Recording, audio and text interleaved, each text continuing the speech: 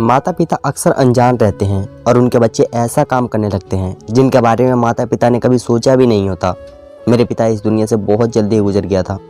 भगवान ने मुझे खूबसूरत से बेटी दी थी और मेरे ससुराल में एक देवर भी था जो मेरे पति से उम्र में छोटा था। एक औलाद होने के बाद उसके बाद कोई बच्चा नहीं हुआ था। मेरे पति मेरे शादी के 6 साल बाद ही मर गए थे। मेरे पति 2 भाई थे। मेरा देवर नवीन जैसे हमेशा अपनी माँ समझता था, क्योंकि मेरे पिता के माता पिता इस दुनिया में नहीं थे। शादी के बाद मैं अपने देवर की बहुत इज्जत और उसका रख रखाव करती थी। हम पहले एक गांव में रहा करते थे। वहाँ के पड़ोस के लोग हमें बहुत ज़्यादा तंग करते थे। हम गरीब लोग थे, इसलिए अपने मोहल्ले को छोड़कर ऐसे जा भी नहीं सकते थे। मैं विधवा औरत थी और इसी वजह से लोगों ने मुझे किसी तरह से ताने देने में कोई कमी नहीं छोड़ी थी। बल्कि एक बार तो मेरे पड़ोस में रहने वाली बिमला भाभी ने एक बार मुझ पर इल्ज़ाम लगा दिया था कि मेरा उनके पति के साथ अफेयर चल रहा है। मैं बहुत ज़्यादा खूबसूरत थी, इसी वजह से अपने पड़ोसन का बहुत बुरी लगती थी। मेरे आसपास के जितने भी घर थे सभी घरों में मेरी तारीफ़ की जाती थी। बिमला कोई बात बिल्कुल पसंद नहीं थी, क्योंकि वह मुझे लोगों को नज़रों में गिराने के कोई ना कोई बहाने ढूंढते रहती थी। उसी टाइम मेरी बेटी बहुत छोटी थी और मेरा पति मर चुका था। इस वजह से मैं कुछ भी नहीं कर सकती थी, क्योंकि मैं अपने आप को बहुत लाचार महसूस कर रही थी। वह मुझ पर तरह तरह के इल्ज़ाम लगाती थी, जिसके गांव के लोग सच समझ लिया करते थे और मुझे कैरेक्टर्स लेस कहते थे। बात मेरी बेटी के नाम तक भी आने लगी थी कि वह यह ऐसी है तो बड़े होकर इसकी बेटी कैसे होगी। मेरे गांव के लोगों का कहना था कि वह मेरी शादी गांव के किसी गरीब मर्द के साथ कर देंगे, लेकिन मैं ऐसा नहीं चाहती थी, क्योंकि मेरी बेटी बहुत छोटी थी। मैं नहीं चाहती थी कि कोई और दूसरा मर्द जो मेरी बेटी को स्वीकार न कर सके, मैं उसे इंसान से शादी नहीं कर सकती थी। मुझे अब अपनी बेटी की परवरिश की चिंता रहने लगी थी। यह सारी परेशानियां मेरे पति के मरने के बाद ही हुई थी। बिमला ने मुझे इस कदर तंग कर दिया था कि मैं बहुत ज़्यादा परेशान हो गई थी। मेरी शादी मेरे देवर के साथ नहीं हो सकती थी, क्योंकि वह मुझसे उम्र में बहुत छोटा था। मेरा देवर बहुत समझदार और अच्छा इंसान था और मेरी बहुत इज्जत किया करता था, लेकिन मैं किसी और से शादी नहीं कर सकती थी, क्योंकि इस गांव में बिमला की वजह से मेरी काफ़ी बेइज्जती हो चुकी थी। तो इस गांव में रहते हुए कभी भी मैं खुशहाल नहीं रह सकती थी। एक दिन तो बात बहुत ज़्यादा हद से बढ़ गई थी। बिमला ने सारे गांव में मशहूर कर दिया था कि मैं अपने घर में अगर मर्दों को मिलने के लिए बुलाती हूँ। मेरे देवर को जब यह सब पता चली तो वह कहने लगा, भाभी मुझे आप पर पूरा भरोसा है, हम इधर छोड़कर कहीं चलते हैं। यहाँ पर हम लोगों की ज़्यादा ही बदनामी हो गई है और फिर हमें अन्याय का भी तो ख्याल रखना है। वह लड़की है और मैं नहीं चाहता कि कोई और अन्याय भी हो, अभी से ही बुरा कहे और उसको बचपन से ही बदनामी मिलती रहे। बिमला बहुत बुरी औरत है, उसने हमारे सारे गांव में बदनामी करवा दी है। अब हमारा यहाँ पर रुकना बहुत मुश्किल हो गया था। मैं आपकी मदद करना चाहता हूँ, हम लोग इस घर को छोड़कर कहीं और रहने के लिए चले जाएंगे। मैं नवीन से कहा, लेकिन यह हमारा अपना घर है, भले से ही छोटा है, लेकिन हम इस घर को छोड़कर कहाँ जा सकते हैं। नवीन ने कहा कि भाभी दुनिया बहुत बड़ी है, हम कहीं भी इज्जत से रह लेंगे, लेकिन यहाँ पर इस तरह से बेइज्जती होकर नहीं रह सकते। मेरे देवर ने कहा कि भाभी मैं अपनी भतीजी और आपसे बहुत ज़्यादा प्यार करता हूँ। मेरे लिए अब दुनिया में आप दोनों ही रह गए हो और हमारा यहाँ पर रुकना मुश्किल हो गया है। हर कोई गंदी नज़र से देखता है, तो हर कोई मुझे भी किसी न किसी बात पर बेइज्जती करता रहता है। आखिर हम ऐसे ज़िंदगी कब तक गुजार सकेंगे। बिमला ने सारे गांव में हमें तो कैरेक्टर लेस साबित कर दिया था। यहाँ तक भी कहा था कि इस घर में रहते हुए मैं अपने कम उम्र के देवर भी नज़र रखती हूँ और अगर मर्दों के साथ रिश्ता बनाने के चक्कर में ही अपने पति को मार दिया है। मैंने अपने पति के लव मैरिज की थी और मेरा पति मुझे शहर से भगाकर अपने इस गांव में लेकर आ गया था। मेरी खूबसूरती और मेरे लव मैरिज ने मुझे बेइज्जती और बदनामी के सिवा कुछ नहीं दिया था। मैंने सोचा था कि शादी करने के बाद जब मैं अपने पति के घर पर आ जाऊंगी तो मैं सुकून से ज़िंदगी गुजार सकूंगी, लेकिन मुझे नहीं पता था यहाँ आकर तो मेरी सुकून ही ख़त्म होने वाला है। बिमला जैसी औरत मेरी ज़िंदगी में एक बीमल का रोल निभाएगी। मैं डिप्रेशन का शिकार हो गई थी। मैं अपनी 4 साल की बेटी पर भी बहुत ज़्यादा असक्ति से लगने लगी थी। अब मेरी बेटी 20 साल की हो गई है और मेरा देवर भी 35 साल का हो गया है। हम लोग रात के अंधेरे में इस गांव को छोड़कर आ गए थे। मेरा में का शहर एक ही था, मैं अपने माता पिता की सबसे छोटी और सबसे लाडली बेटी थी। मेरे पति गांव से शहर में काम करने के लिए आता था और तभी मेरा उस अफेयर चल गया था। मैं पढ़ी लिखी लड़की थी और अच्छी तरह से इस बात को जानती थी कि मेरे माता पिता कभी भी अपनी पढ़ी लिखी बेटी की शादी किसी गांव के गंवार के साथ नहीं करेंगे। मुझे अपने पति से बहुत ज़्यादा मोहब्बत थी कि मैं कभी उनसे पढ़े लिखे ना होने का भी कोई मतलब नहीं रखा था, क्योंकि वह मुझे बहुत खुश रखते थे। इसलिए मैं उनके प्यार में अंधी होकर अपने माता पिता का घर छोड़कर गांव से आकर बस गई थी। क्योंकि पिता के माता पिता नहीं थे, सिर्फ एक छोटा भाई था। इसलिए मेरी शादी के बाद ससुराल में मुझे कोई दिक्कत नहीं हुई थी। जब मेरी शादी हुई तो मेरा देवर 9 साल का था और हम सब लोग जब शहर आए तो हमने बहुत सारी परेशानियों का सामना किया। मेरे देवर ने एक मकान किराए पर ले लिया था। मैंने अपने देवर से जेवर भी भेज दिए थे जो मेरे पति ने मुझे बनवा कर दिए थे। बस इसी तरह से हमने अपना घर गुजारा किया था। धीरे धीरे मेरे देवर को सब शहर में अच्छा काम मिल गया और हमारे हालात बेहतर होते चले गए। अब मेरी बेटी जवान हो गई। लोग एक छोटे से किराए के घर में रहते हैं। मेरी बेटी से बहुत अच्छी सिलाई आती है और उसने घर में ही केंद्र खोला हुआ है और मेरा देवर लोगों के घरों में पेंट करता है। हम लोग बहुत सिंपल से लोग हैं और हमारा गुजारा शहर के बाद आराम से हो रहा था। पुराने दिनों को याद करके अक्सर मेरी तबीयत ख़राब हो जाती थी, लेकिन फिर से खुद पर कंट्रोल कर लिया करती थी। मेरे देवर ने मेरा बहुत साथ दिया था और उसने मेरी बेटी से बहुत प्यार किया था। बचपन से ही मेरी बेटी ने अपने चाचा के सिवा किसी और को नहीं देखा था। जब मैं चाचा भतीजी की मोहब्बत को देखती तो मेरा दिल बहुत ज़्यादा खुश हो जाता था। इतने सालों में हम अकेले ही रहे थे। शहर आ जाने के बाद मैं आज पड़ोसियों से ज़्यादा मेल जोल नहीं रखा था और ना ही मैं अपनी बेटी को ज़्यादा जाने दिया था बाहर। वह सिर्फ अपने कॉलेज के लिए बाहर निकलती थी या फिर किसी ज़रूरी काम के लिए। घर में ये लड़कियाँ सिलाई सीखने के लिए आई थी। मैं अपनी बेटी को बहुत समझाती थी। मेरा कहना था कि दुनिया बहुत बुरी है, यहाँ मोहब्बत के नाम पर धोखा मिलता है। मेरे देवर ने अपनी भतीजी को हमेशा बहुत प्यार दिया था। मेरे देवर की हाइट हेल्थ इतनी अच्छी थी कि उसकी इतनी उम्र हो जाने के बाद भी वह जवान ही लगता। जैसे मैं और जब भी जवान से शादी करने के लिए कहती तो वह अपनी शादी के लिए इनकार कर दिया करता था। कहता था कि पहले मैं अन्य की शादी करूँगा, उसके बाद अपनी शादी करूँगा। मैं उसे कहती, नमीन जब तक तो तुम्हारी बहुत उम्र हो जाएगी। लेकिन मैं कहता कि मुझे अपनी उम्र की कोई परवाह नहीं। मैं हमेशा अपने देवर की तरह से बेफिक्र रहती थी। वह मेरी बेटी पर बहुत ख्याल रखता था, बल्कि मेरी बेटी के साथ एक दोस्त की तरह रहता था। मेरे देवर ने कहीं पढ़ाई लिखाई नहीं की थी, लेकिन शहर आने के बाद उसने अपनी कमाई से मेरी बेटी को पढ़ाया लिखाया था।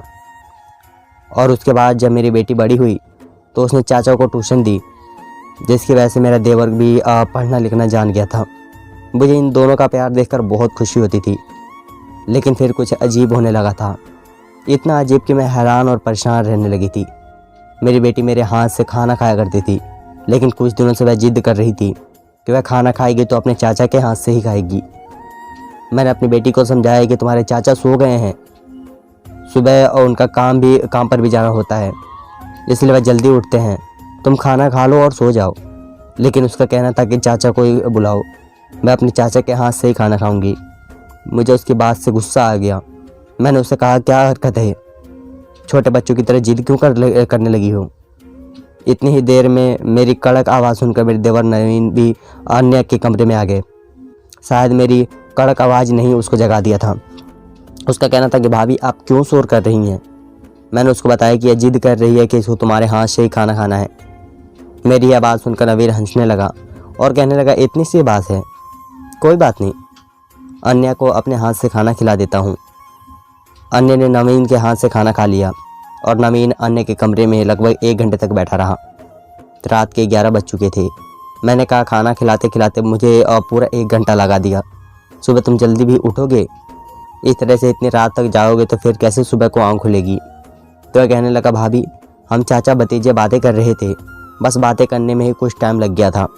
मैंने नवीन से कहा, बातें करने में टाइम ख़राब मत किया करो, चलो जाकर सो जाओ। मुझे बड़ी हैरानी हो रही थी कि अचानक अन्य को क्या जिद लग गई है और उसको अपने चाचा के हाथ से ही खाना खाना है। फिलहाल यह बात कई दिनों तक इसी तरह से चलती रही, लेकिन यह एक दिन की बात नहीं थी। अब अन्य रोज़ यही कहने लगी थी कि अपने चाचा के हाथ से ही खाना खाया करती है और नवीन उसको खाना खिलाने के बहाने यह 2 या 3 घंटे से उसके कमरे से बाहर नहीं निकलता था। मुझे लगा कि शायद वह दोनों आपस में टीवी देखते होंगे, जिसमें वह बिजी हो जाते होंगे। लेकिन जब मैंने एक दिन जाकर देखा तो कुछ भी नहीं था। कमरे में बस बैठे दोनों बातें ही कर रही थी। एक दिन तो 2.5 घंटे से भी ज़्यादा हो गया था और मुझे गुस्सा आ गया था कि यह भी कोई टाइम है बातें करने का। आखिर रात के 2-3 बजे तक कौन इतनी बातें करता है। मैंने जैसे ही दरवाज़ा बजाने की कोशिश की तो मैं हैरान रह गई थी कि दरवाज़ा तो अंदर से बंद था। मैंने ज़ोर ज़ोर से दरवाज़ा पीटना शुरू कर दिया और दरवाज़ा खुलते खुलते 10 मिनट लग गए थे। मैंने कहा, यह दरवाज़ा अंदर से बंद क्यों है? और फिर मैं कितनी देर से दरवाज़ा बजा रही हूँ? क्या दरवाज़ा खोलने में इतनी देर लगती है? तुम दोनों दरवाज़ा बंद करके अंदर क्या कर रही थी? भला यह भी कोई तरीका है? नवीन ने कहा, भाभी दरवाज़ा शायद गलती से बंद हो गया होगा। हम लोग टीवी देख रहे थे, इस वजह से हमें आवाज़ नहीं आ सकी। मैंने कहा, तुम लोग रात के 3 बजे टीवी देख रहे हो? यह भी कोई टाइम है टीवी देखने का? और तो तुम लोग वीप घर में नहीं रहते जहाँ पर ऑटोमेटिक लॉक लगे होंगे। यह ऑटोमेटिक दरवाज़ा नहीं है जहाँ पर कुंडी खुद बहुत लग जाएगी। मैं अपने देवर से कहा, जाओ जाकर अपने कमरे में सो जाओ और दोनों ऐसी हरकतें नहीं करना। मैं अपनी बेटी को भी डांट लगाई थी। मेरी बेटी की पढ़ाई पूरी होने वाली थी। अब उसकी शादी की उम्र हो चुकी थी। मैं नहीं चाहती थी कि क्या वह किसी गलत काम में पड़ जाए और इसलिए मैं जल्द से जल्द उसकी शादी करना चाहती थी, जबकि मेरी शादी भी कम उम्र हो गई थी। मेरे एक रिश्ते वाले से कहा हुआ था वह मेरी बेटी के लिए अच्छा रिश्ता सा लेकर आए और लड़की की माँ के भी साथ लेकर आई थी। लड़की की माँ ने मेरी बेटी को देखा और उसे 2-3 सवाल किया। उसके बाद मैंने अपनी बेटी को कमरे में भेज दिया। मेरा देवर काम पर गया हुआ था, लेकिन न जाने मुकाम छोड़कर कैसे घर पर आ गया था और उसने घर आते ही लड़के वालों को बदतमीजी शुरू कर दी और उन लोगों से कहने लगा कि यह लड़की ठीक नहीं है और ना ही इसने आपके लिए नाश्ता बनाया है। ये नाश्ता यह सब कुछ मार्केट से आया हुआ है, उसे तो कुछ भी नहीं आता और ये लड़की बिल्कुल जल है। और कहने लगा, ये लड़की हर किसी से लड़ाई झगड़ा करती रहती है। अभी कुछ दिनों पहले इस कॉलेज में अपनी टीचर का सर फोड़ दिया आई थी। यह यकीन नहीं करोगे भाभी जी, हमारे घर में तो पुलिस भी आ चुकी है। जैसे तैसे मैंने इस केस को रफा दफा किया था। वह औरत बड़ी हैरान से मेरे देवर की तरफ देख रही थी और बार बार मुझे भी देख रही थी। मैं बहुत परेशान हो गई थी और यह सोच रही थी कि नवीन यह क्या तमाशा बना रखा है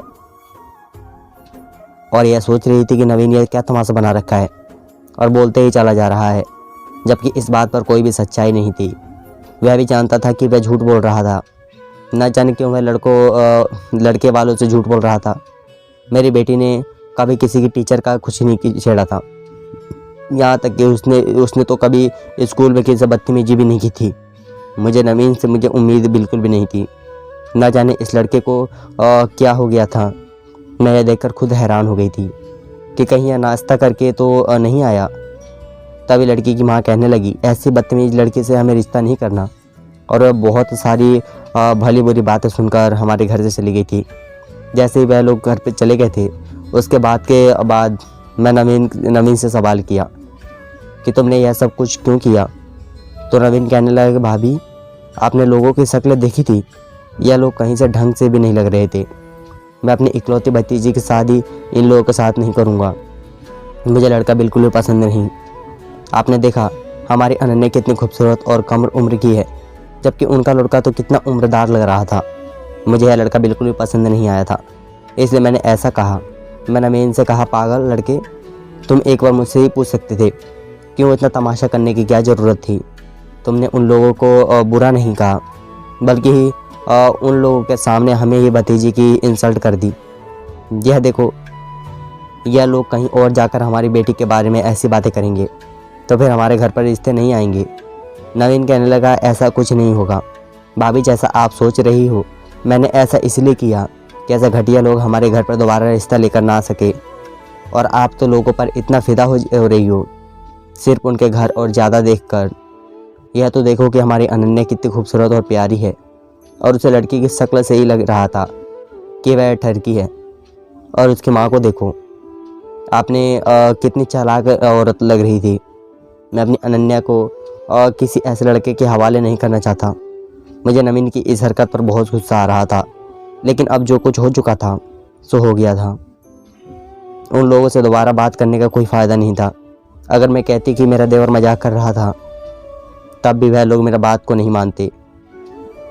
शाम के टाइम पर नवीन और अनन्या आंगन में बैठे हुए समोसे खा रहे थे और खूब खुल खुल कर हंसे मजाक कर रहे थे, जबकि मेरा तो मूड बहुत ख़राब था। न जाने उनको किस बात की खुशी थी। एक दिन मैं अपनी बेटी के कमरे में सफाई कर रही थी और वह कॉलेज एग्ज़ाम देने के लिए गई हुई थी, तो उसका मोबाइल घर पर ही रह गया था। मैं उसके कमरे में मौजूद सफाई कर रही थी, तभी अचानक अनन्या के मोबाइल पर किसी का फ़ोन आने लगा। जब मैं कॉल रिसीव की तो अनन्या के कॉलेज से एक फ्रेंड बोल रही थी। वह कहने लगी, आंटी इतने दिनों से अनन्या की तबीयत कैसी है? अब अनन्या ने कॉलेज में एप्लीकेशन लगाई हुई है और बताया था कि उसकी तबीयत ठीक नहीं है, इसलिए उसे 2 दिन की छुट्टी चाहिए। मैंने उसको बताया कि बेटा अनन्या तो कॉलेज गई हुई है, उसने कोई एप्लीकेशन नहीं दी और बल्कि उसकी तबीयत भी बिल्कुल ठीक है। उसने कहा कि नहीं आंटी, उसने एप्लीकेशन पर तो आपकी भी साइन थे। अनन्या ने तो मुझे बताया था कि कॉलेज में एग्ज़ाम चल रहे हैं और वह एग्ज़ाम देने के लिए भी कॉलेज आई हुई है, लेकिन उसकी सहेली ने बताया कि नहीं आंटी, कॉलेज में एग्ज़ाम नहीं चल रहे थे, बल्कि काफ़ी दिनों से अनन्या कॉलेज आ ही नहीं रही है। मैं बहुत परेशान हो गई थी कि ना जाने मेरी बेटी है क्या कर रही है। घर से तो अनन्या कॉलेज का ही कहकर निकल गई थी, फिर वह कॉलेज क्यों नहीं जा रही थी। मैंने उसकी सहेली से बोल दिया था कि तुम उसको यह बात मत बताना कि तुम्हारी मेरी बात हो गई है, और कॉल कट करके मैं अनन्या का मोबाइल वहीं उसके कमरे में रख दिया था। शाम को मैं नवीन और अनन्या को बुलाया। कमरे का माहौल बिल्कुल जैसा बना हुआ था। पहले अनन्या को उसके दोस्त की कॉल के बारे में खुद ही बता दिया और सब पूछा कि यह सब क्या है और तुम कॉलेज के बहाने कहाँ पर जाती हो। तुम्हारी सहेली बता रही थी तुम लगभग 5 दिनों से कॉलेज नहीं जा रही हो और तुमने एप्लीकेशन भी दी हुई है जिस पर तुमने मेरी फर्जी साइन कर दी है। हिम्मत कैसे हुई तुम्हारे झूठ बोलने की और मेरे नाम से सिग्नेचर करने की? तुम यह सब कुछ क्या कर रही हो? नवीन और अनन्या दोनों ही सर झुकाकर खड़े हुए थे। क्योंकि उनको पता था कि उनकी चोरी पकड़ी गई थी, इसलिए उनके पास बोलने के लिए कुछ नहीं था। मुझे बहुत गुस्सा आ गया था और मैंने कहा जो कुछ भी तुमसे किया है सच सच बताओ, नहीं तो मैं तुम दोनों को ठीक करके रख दूँगी। मैं बहुत अच्छी तरह से जानती थी कि मेरे देवर नवीन ने अन्य के साथ ज़रूर दिया होगा। मैं अपनी बेटी से कहा कि मैं तुम्हें पैसा देना बंद कर दूंगी, फिर देखूंगी तुम अपना खर्चा कैसे करोगी। तभी अचानक से अनन्या कहने लगी, माँ मैं कुछ दिनों से छुट्टी ले ली थी और मैं अपने दोस्त के साथ मूवी देखने के लिए जाया करती थी। चाचा की परमिशन लेने के बाद और हम सब लड़कियां आपस में मिलकर पार्क में घूमने जाते थे।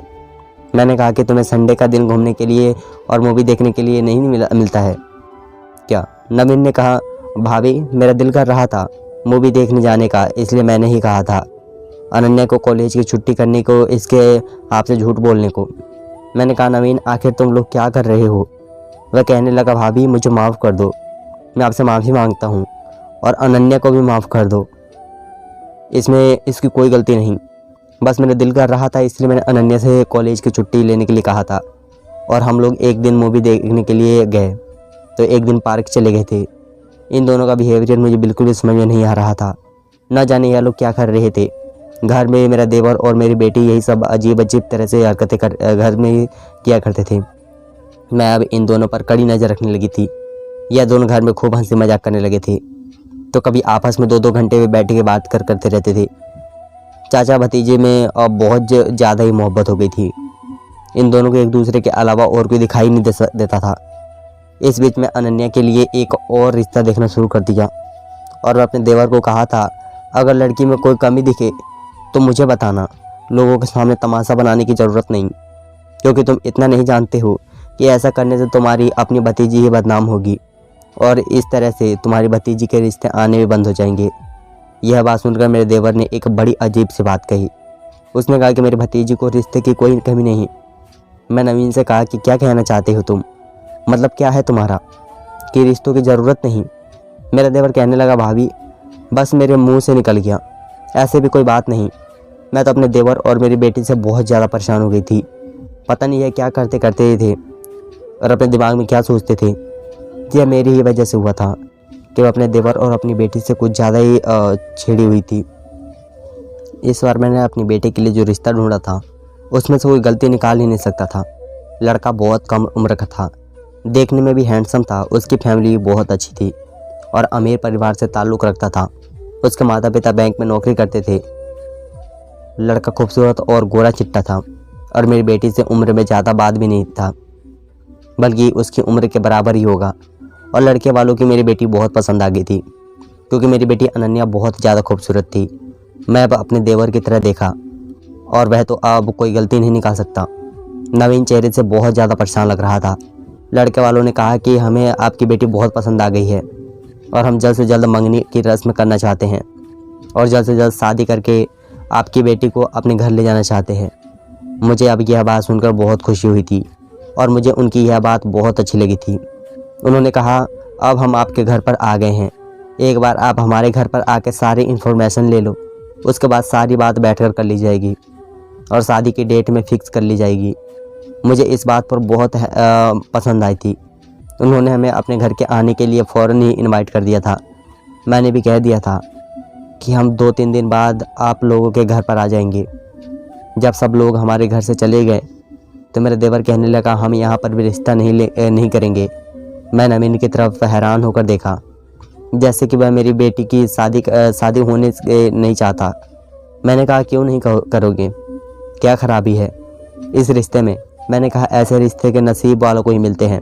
इतना पढ़ा लिखा रिश्ता है कि मैं तो यहाँ अपनी बेटी की शादी करने के लिए तैयार हो गई हूँ और शुक्र करो कि तुम्हारी भतीजे के भाग्य जाग चुके हैं। मैं तो अपनी बेटी की शादी इसी परिवार में करूँगी और वह भी जल्द से जल्द करूँगी।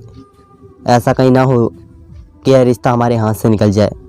वह लोग बहुत अमीर और पढ़े लिखे लोग हैं, साथ ही अपने घर के बहू बेटियों पर और साथ ही अपने घर की बहू बेटियों पर कोई फाउंडेशन भी नहीं लगाते हैं। मुझे उन लोगों की यह बात बहुत अच्छी लगी थी कि उनका कहना था कि 2 दिन बाद ही आप अपनी बेटी को भी अपने साथ लेकर हमारे घर पर आ जाओ। दोनों बच्चे आपस में बैठकर बातें कर लेंगे, क्योंकि उन दोनों के साथ अपनी ज़िंदगी गुजारनी है, इसलिए उनका बात करना बहुत ज़रूरी है। मुझे उनका यह बिहेवियर बहुत पसंद आया था, क्योंकि ऐसा लोग बहुत कम होते हैं जो लड़का लड़की को शादी से पहले बात करने की परमिशन देते हैं। मैं तो अपने देवर और अपने बेटी से दोनों से ही कह दिया था कि शादी तो वहीं पर ही होगी। दोनों मेरी इस बात पर खामोश हो गए थे। मैंने उसके खामोशी को हाँ समझ लिया था, क्योंकि खामोशी का मतलब यही होता है। मैं लड़के वालों के घर जाने की तैयारी करने लगी थी। मैंने अनन्या के लिए एक अच्छा सा सूट निकाल दिया था और अपनी ही खूब अच्छे से तैयारी कर ली थी। लेकिन जब 2 दिन बाद हमें घर पर जाने के लिए निकाला गया था तो घर से ना तो नवीन मौजूद था और ना ही अनन्या। दोनों ही घर से कहकर निकले थे कि हम दोनों लड़के वालों की फैमिली के लिए गिफ्ट लेने जा रहे हैं, क्योंकि खाली हाथ जाना अच्छा नहीं लग रहा था। लेकिन उन दोनों को मार्केट गए हुए 2-3 घंटे बीत चुके थे। अभी तक वह घर पर वापस नहीं आए थे। उन लोगों ने हमें दोपहर के खाने पर भी बुलाया था और दोपहर के 3 बज चुके थे और खाने का टाइम निकला जा रहा था। अगर हम देर से जाते तो वह लोग क्या समझते, यह हमारी इज्जत और बेइज्जती का मामला था। मैं नवीन को फ़ोन मिलाया तो वह फ़ोन रिसीव नहीं कर रहा था और जब कहीं जाकर थोड़ी देर बाद फ़ोन रिसीव करता तो वह कह देता कि हम लोग आ रहे हैं, बस रास्ते में ही हैं, ट्रैफिक लग रहा है, इस वजह से देर हो रही है। लेकिन थोड़ी देर बाद मेरे देवर ने अपना मोबाइल नंबर स्विच ऑफ कर दिया और मेरी बेटी का नंबर भी स्विच ऑफ आ रहा था। मैं बार बार दोनों का नंबर ट्राई कर रही थी और बहुत ज़्यादा परेशान हो गई थी। दोनों का ही नंबर स्विच ऑन जा रहा था। शाम के 4 बज के थे और अभी तक मेरे देवर और मेरी बेटी का पता नहीं था। लड़के वाले बार बार कॉल कर रहे थे कि आप लोग आ नहीं रहे। मैं उनको कोई ना कोई बहाना बनाकर कह देती कि बस थोड़ी देर में आ रहे हैं। मुझे उन लोगों के सामने बहुत शर्मिंदगी होना पड़ा। मैंने सोचा था कि मैं खुद चली जाऊं, लेकिन अगर वह मुझसे पूछते कि आपकी बेटी और देवर कहाँ हैं, वह साथ नहीं आए, तो मैं क्या जवाब देती। जब भी मैं फ़ोन लगाती दोनों का स्विच ऑफ ही आता। इंतज़ार करते करते रात के 8 बज चुके थे। अब मेरी नज़र उन दोनों पर पड़ी तो चाचा भतीजी दोनों लोग हंसते हुए आ रहे थे। जब उन दोनों की मेरे ऊपर नज़र पड़ी तो वह दोनों ही मुस्कुरा कर गायब हो गए। मैंने कहा, वापस आने में पूरे 8 घंटे लग गए, अभी तक गिफ्ट खरीद रहे थे। मेरा देवर बोलने लगा था कि मैं एक ज़ोरदार थप्पड़ मार दिया। पहली बार मैंने देवर पर थप्पड़ लगाया था क्योंकि वह मेरी बेटी को मार्केट लेकर गया था। मैंने तुम लोगों को पता था कि ना कितना शर्मिंदगी उठाई है, लेकिन अचानक से मेरा देवर कहने लगा, भाभी अब काम को ना सुन लीजिए, मेरी भतीजी की शादी उस घर में नहीं होगी। अपने देवर की बात सुनकर मुझे बहुत गुस्सा आया था। मैंने पूछा उसे घर में क्या कमी है, सब कुछ तो ठीक ठीक है, फिर तुम क्या कमी निकालना चाहते हो। मेरे देवर कहने लगा कि अनन्या की शादी मुझे किसी के घर में नहीं करवानी है। और यह कहकर दोनों घर के अंदर चले गए थे और अपने अपने कामों में जाकर बंद हो गए थे। मेरे देवर मुझे ऊंची आवाज़ से बात नहीं किया। आज उसको क्या हो गया था। मैं सारी रात जागती रही और सोचती रही। मेरा देवर मेरी बेटी के कमरे में सारी रात नहीं बैठता था। ना जाने यह लोग आपस में क्या खिचड़ी पका रहे थे। एक दिन मैं अनन्या से कहा कि तुम मेरे कमरे में जाकर सो जाओ, मुझे तुम्हारे कमरे की सफाई करनी है। अनन्या मेरे कमरे में चली गई और मैं अनन्या का सूट पहन लिया था और उसके कमरे में जाकर बेड पर लेट गई थी। जब नवीन अनन्या के समझ के मेरे ऊपर आकर बैठ गया और कहने लगे कि क्या हुआ, इतनी जल्दी सो गई हो, आज तो बहुत ज़्यादा काम करना है। मैं ऐसे एक्टिंग कर रही थी कि मैं जाग गई हूँ, लेकिन मैंने अपना चेहरा ढका हुआ था और कमरे में अंधेरा भी था, जिस वजह से मेरा देवर मुझे पहचान नहीं सका। मेरे देवर कहने लगा कि 24 घंटे ही बाकी हैं, फिर हमें किसी से डरने की क्या, छुपाने की कोई ज़रूरत नहीं है। सोच भी नहीं सकता था कि हम कितने खुशकिस्मत हो सकते हैं। मैं तो अपने फ्यूचर के सामने ही देखना शुरू कर दिया है। और तुम देखना, शादी के बाद हमारी ज़िंदगी बहुत हसीन और हो जाएगी। शादी के बाद सुनते ही मेरे पैरों तले ज़मीन निकल गई थी। आखिर मेरा देवर ये किसी तरह से बातें कैसे कर रहा था। वह अपनी बेटी जैसी भतीजी के साथ वह कहने लगा, तुमने अपनी शादी के कपड़ों का इंतज़ाम तो कर लिया है ना, ऐसा ना हो कि आखिरी टाइम पर तुम शॉपिंग करने के लिए जिद करने लगो। मैं तो अपनी शॉपिंग करनी शुरू कर दी है। जैसे ही मेरे देवर ने यह बात कही तो मैं झटके से उठ गई और झट से लाइट ऑन कर दी और अपने देवर के मुंह पर थप्पड़ दे मारा और उसे कहने लगी कि तुम ये सब किस तरह की घटिया बातें कर रहे हो, तुम किसी से शादी करना चाहते हो। अचानक से मेरी बेटी कमरे से बाहर आ गई और कहने लगी, माँ चाचा को मत डांटो, इस सब में मैं सब सच बताती हूँ। मैं भी कहा कि हाँ, मुझे यह सब सच सच बता दो, नहीं तो दोनों की मेरी किस्मत अगर नहीं बताएगी तो मैं अपनी जान ले लूँगी। नवीन घबराते हुए मेरे पास आए और कहने लगे, भाभी हम दोनों को माफ़ कर दो। जिस गांव से आप बहुत ज़्यादा नफरत करते थे, उसी गांव के लड़की से मैं मोहब्बत कर बैठा। और अनन्या भी, जिससे आप बहुत ज़्यादा नफरत करते थी, उसी बिमला आंटी के बेटे से बहुत ज़्यादा प्यार करती है। बस यही वजह है कि हम दोनों आपको नहीं बता सकते थे, क्योंकि आप उस गांव में बहुत ज़्यादा नफरत करती थी और हम दोनों रात भर बैठकर बातें यही किया करते थे कि हम चारों भागने वाले थे और कोर्ट मैरिज करने वाले थे। यही वजह थी कि हम लोग यही सब प्लान बना रहे थे और यह बात हम आपको नहीं बता सकते थे। और मैं अनन्या घंटे घंटे तक बैठे बातें करते क्या करना है और क्या नहीं। जब हम चारों कोर्ट मैरिज कर लेंगे उसके बाद हम लोग यह सबको बता देंगे। अगर पहले से पता चल जाती तो कोई किसी की फैमिली नहीं मानती। भाभी मुझे माफ़ कर दो। हम सब अपनी मोहब्बत के आगे मजबूर हो गए थे। बिमला आंटी का बेटा और गांव का मुखिया की बेटी, वह दोनों हम दोनों से सच्चा मोहब्बत करते हैं। बस यही वजह थी कि हम दोनों शादी नहीं करना चाहते थे। कोई भी रिश्ता आता तो हम दोनों बहाना करके उस रिश्तों को टाल दिया करते थे। अगर हम दोनों यह सच्चाई आपको पहले ही बता देते तो आप हर किस हमारी नहीं मानती। वह दोनों अपनी बात कहे जा रहे थे और रोते चले जा रहे थे। यह बात तो सच थी। अगर और दोनों मुझे यह बात बताते तो मैं बिल्कुल भी नहीं मानती। मैं उन दोनों की मोहब्बत के आगे मजबूर हो चुकी थी। लेकिन मैं यह सोचने लगी थी कि जिस गांव से मैं इतना ज़्यादा नफरत करती थी, उसी गांव में मैं दोबारा बिल्कुल भी नहीं जाना चाहती थी। लेकिन मैं कर भी क्या सकती थी। इन दोनों को किसी की खातिर मुझे तो झुकना ही था। मैं अपने देवर के रिश्ते के लिए उस मुखिया के घर पर चली गई, उसकी बेटी की हाथ मांगने। वहीं दूसरी तरफ बिमला और उसका पति मर चुका था। उसका बेटा बिल्कुल अकेले रह गया था, जो अभी हमारे घर पर आ गया और दोनों की धूमधाम से शादी करवा दी। अपनी बेटी को विदा करके अपने देवरानी को घर लेकर आ गई। वह दोनों अपनी ज़िंदगी में बहुत खुश थे।